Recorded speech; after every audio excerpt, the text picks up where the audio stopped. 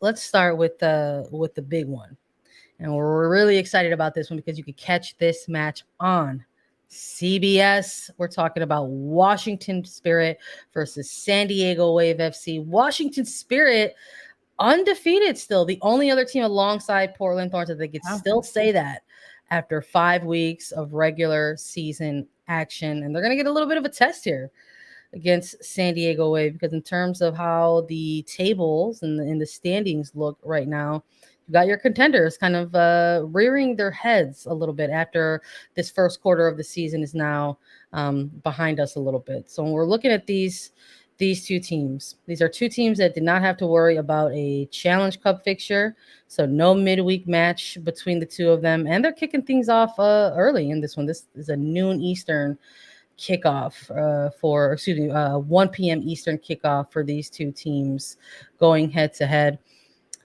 Does something like that weigh in your prediction, Lisa? The fact that these are two teams that maybe had a sort of a regular week of build up to this game when you're trying to make a pick in these two, who are you feeling more of and why? Or is this one gonna have them? Are you gonna break things wide open and select a draw between these two? No draw between these two for me. I want to have a winner in this game between Washington and San Diego. But yes, the fact that neither of these clubs had Challenge Cup midweek matches makes for an interesting matchup, right? Sometimes when we see that Challenge Cup game come into play during the week, we know we're going to get some rotation. We know we're going to get some different players, maybe not as many minutes from certain players as we usually get. But between these two sides, as you mentioned, Washington Spirit, they're still undefeated in this point. They've got 2 wins and 3 draws, but they've picked up points in every single game. That's pretty impressive for me to see. Ashley Hatch on a bit of a roll right now. She had a brace, a goal winner. She's got 34 goals for Washington Spirit all time right now. This player is hitting her groove a little bit. We're seeing right now, Sandra, across the league, across Challenge Cup players that could potentially be considered bubble players for World Cup rosters. And now is when they are taking off and really making an impact. And that's frankly what I'm expecting from this Washington Spirit side, whether it's Ashley Hatch, Trinity Rodman, Ashley Sanchez in the midfield, Andy Sullivan. These are players that are looking to make really big impacts on their teams and on these games that they're playing with their club right now, because now is the time Black Leninofsky is watching and saying, hey, should you be on that roster? And someone like an Ashley Hatch feels a little bit of that pressure of, okay, I need to get called up. I need to be contributing, scoring goals and doing my job for my club team so that my coach for internationals knows that I can do it for our country.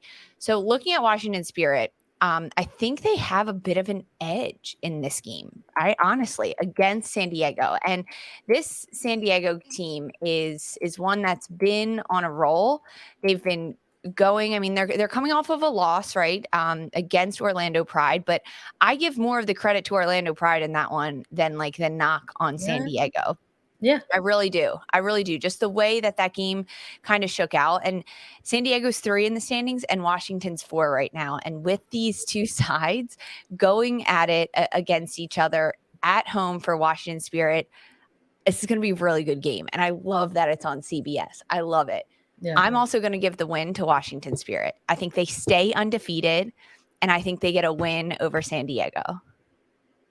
Okay, all right. I like that. I think, when we're comparing these two teams kind of side by side a little bit, it's still, you sort of feel like, okay, maybe this is the actual game. Maybe it's week 6 that we can actually say a quarter of the season is behind us. Depends on how you want to roll out with your math. But listen, I like when these two teams go head to head. I know we don't have a long history between them because San Diego Wave is just in their 2nd year of existence. But I can't help but think back to the last time these two teams went head to head on CBS. We're talking a wild 7-goal affair. Washington Spirit getting the better of San Diego Wave, a 4-3 scoreline in this one. It just had everything really inside of this game. There was chaotic energy. It was a frantic pace at times. But, this was also a meeting between those two teams that occurred much later in the season. I believe it was already about fall in the season, maybe early September or late September, between those two teams. But we even had like defenders like scoring in this game. You know, Amber Brooks getting a couple goals in that game for the Spirit against San Diego. But this is a new season. This is a whole new year, whole new season. How much do we need to lean on or rely upon short and brief history between these two teams? Maybe you kind of throw that out of the window and maybe just hope for somewhat of an equally exciting game between the two of them. I think because it is a little bit earlier in the season, maybe there might be a little bit of even play between them as opposed to just kind of chaotic end to end.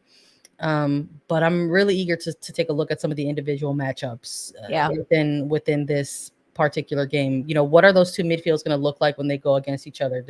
When you have an Andy Sullivan for the Spirit or Danny Colaprico for San Diego Wave, are these defensive mids relied upon a little bit more or maybe a little bit less in a game like this? So I'm very curious about that, and also the battles maybe on the wings, perhaps. Right. I think Trinity Rodman is a player that we love to watch play, that we love to talk about week to week. One of these forwards that I love is fearless, like in front on the ball and in front of goal, like wants to go, but is also like really great about defensive recoveries as a winger, like wants to hustle back and get back and play and be part of that defensive shape for the Spirit as much as maybe she wants to go forward and produce an assist or produce a goal. So, are we going to see some switching from Rodman in this one? We saw that I think a little bit in the last week against Chicago, trying to flop sides a couple of times, and when they found that she was getting isolated a little bit. What are we going to see between spaces on the wing, essentially? So this is tough for me to go back and forward with. I'm not going to lie to you. I think I want to go Spirit as well, because they're coming off of a week where they got zero efforts in the run of play. The one goal came off of a penalty kick against Chicago, and it wasn't for lack of effort. They absolutely were after it. They just could not find the back of the net. And I'm curious if they're going to have a similar struggle against another pretty good defensive side led by Naomi Girma in the center back position and a pretty good keeper in Kaylin Sheridan. So I'm also curious if this is going to be a low scoring game, because we've got another good keeper on the opposite side in Aubrey Bledsoe. And especially because Kaylin Sheridan, right, they just went up against Orlando and she let in 3 goals, and that is very uncharacteristic of Sheridan. And I don't think she's going to let that happen again. So I agree. I think it's going to be low scoring between these two sides. Yeah, I like the pieces again. I'm really excited to see more of the individual battles and the 1v1s that we see within the box and within the lines in this game. But I'm gonna tip my hat the other way to the visitors, to San Diego Wave, just because I like what we've been seeing out of their attackers as well. So I'm hopeful that we get a goal maybe from Amir Ali, and this one actually stands, and it doesn't go the other way. I'm most excited for this game. I think if we had to pick a game to watch, I think we're looking at this one on CBS for sure. So yeah, everybody, make sure you let us know your picks in the chat as well. Lisa's going Spirit. I'm going Wave in this one. Let's pivot to another team that is still undefeated. We talked about Portland Thorns a little bit. They are the only other undefeated team alongside Washington Spirit, but in a little bit of a different place. They're sitting at number 1 on the standings, and North Carolina Courage are going to play host to the Thorns after just playing a 1-1 draw with Gotham FC in the Challenge Cup. When we made our pick for the Challenge Cup, I think I went with a draw, or I went with North Carolina. Excuse me. You went with North Carolina. I went with North Carolina, and you went with a draw. Right. I'm joking because I think at this point we're kind of feel like there's going to be a lot of draws in the Challenge Cup group match, and we'll get to talk about that as well. But I like what we saw out of Gotham. We saw a little bit of the rotation, like what we're seeing out of Olivia Wingate for North Carolina Courage, the rookie that they drafted out of the first round. in that 2023 draft. I think if she continues to build on some minutes with the Courage, she could definitely be a bit of a problem. And Guile getting the opening goal for North Carolina. I mean, really good goal as well. It was transition play, a good breakdown of Gotham's back line and moving quickly. If that's what North Carolina is going to need to rely on, it's going to be a really fun year to watch this North Carolina team, but just not so sure about it, honestly. It's the midweek though, and they are hosting this one. So maybe it's a little bit different when you don't have to do, you don't have to have the travel on your legs if you're coming right out of a midweek match. But this is the Portland Thorns we're talking about here, Lisa. I know. I mean, should we just say our picks? Should we give a 3 countdown and then just say our picks? 1, 2, 3, Portland. Portland Thorns. Yeah. I'm also calling Portland in this one as well. I'm a little curious as to what we're going to see from the Courage and what they present to the reigning NWSL champions. And I also think if, we see Sophia Smith with the start, right, have her build over, a course of a 90-minute game versus maybe coming off the bench, that there's gonna be some fireworks perhaps from a very special player like that. So we're both going Thorns. Any particular reason why you think they're gonna have the advantage? I just think that they have a bit more strength through every single line of the field against a team like North Carolina that maybe has pockets or moments of weaknesses. I mean, North Carolina struggled to find the back of the net. And if they can lean on that transition play and they can get the game wide open, Portland's going to be able to feed into that. And they're going to be able to do that as well. If it's a little bit, if North Carolina tries to possess a little bit more and work the ball around, Portland can also lean into that. So that's really it. Portland is just does such a good job of adjusting to what their opposition is trying to do, stopping that, and then implementing their own game on it. And as you mentioned, Sophia Smith, right, if she comes into this game and she kind of gets going, I think Morgan Weaver is also kind of on that boat of okay, let's keep grinding, let's keep putting wins out there, let's keep scoring, find the back of the net.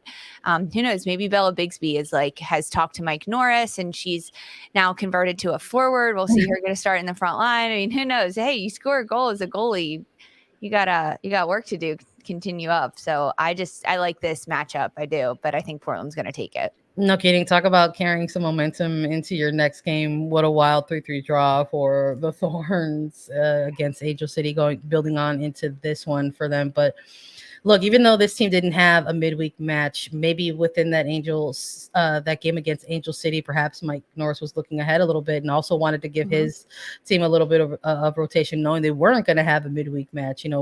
That's one of the deepest teams in the league right now when you look at that Thorns bench and the fact that they can sort of slot in or swap out a number of players at different positions and still be lethal and pick up these pretty dominant results. I think is pretty telling of the place that they're at right now, not just in the standings, but in their form at this phase of the league going into week 6. So we're both going Thorns in this one. Spirit one way, Wave the other for the first game.